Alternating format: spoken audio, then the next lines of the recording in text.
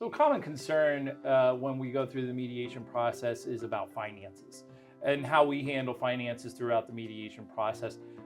We meet with the clients here at the table. We ask them to bring in recent statements, credit card, retirement fund, savings accounts, money market accounts, mortgages, screenshots of PayPal, Venmo. Yep. If they have Robinhood or other online platforms, E-Trade, we get screenshots. And what we do is we do a little bit of data entry work together. Again, transparency is very important to this process. So then what we do is we, after the data entry is done, we cast the software that we use right here on the screen. So it's very transparent, easy to understand. As you can see, there's a bar graph. And then at that point, you want to talk a little bit about the moving pieces. Well, the reason we use this software too is because a lot of people learn and process differently, right? So telling you what you have or seeing what you have as a whole picture is completely different. And being able to see this is what we have, this is what we owe, this is what our financial picture is, and then being able to move a little bit. So if we need to get closer to that middle ground, so people feel that what they're getting is a fair share of what they've accumulated in that marriage, maybe we move a little bit from column A to column B, or horse trade, so to speak, because maybe liquid cash is more important to one person versus the other person having less in retirement, and so we need to supplement that a little. So what you're saying is that depending on the needs and interests of the parties, Correct.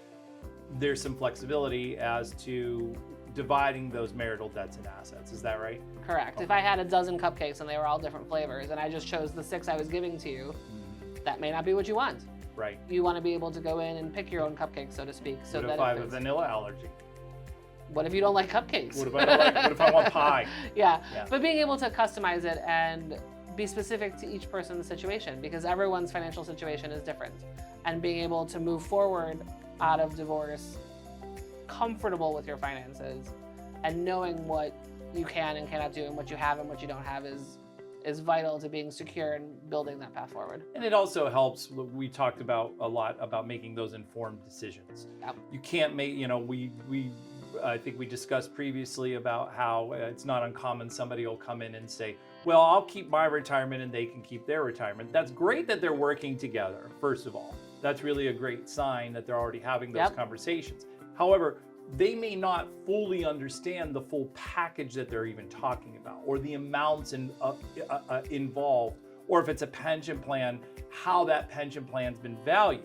So it's easy to say, I'll keep this and you keep this, but then through this process, you may realize this is $500,000 and this is $100,000, and then all of a sudden, the tune might change.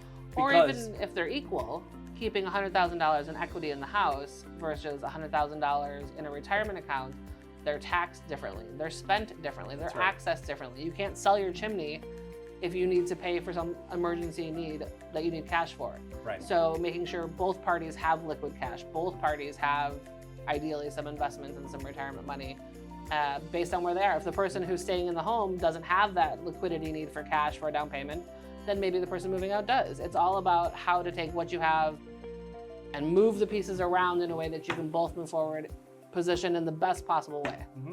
So once we're able to have all the information that we can share, and those informed decisions can then be made, then we can help them with those movable, what I like to say are chess pieces kind of, because there's a lot of different ways that you can do it, right? And again, it comes down to what the needs and interests are of the parties. And this helps with those informed decisions. And it's very clear, very transparent, as I mentioned. Completely transparent and still neutral. Mm-hmm. Getting people educated about what they have and understanding what they have. We don't really care how you divide it, as long as you understand what you're getting and how you move forward. As long as they understand. And this conversation is oftentimes in mediations the most difficult one to have. I just finished a mediation last week where they were really not looking forward to the financial mediation. They were really, they had a lot of nervousness, a lot of anxiety. And at the end of the conversation, right here at this table, with the use of the software, they both said this was a lot easier than we thought it was going to be. Yeah, we get that. Even about the whole mediation process, we get that a lot. For sure.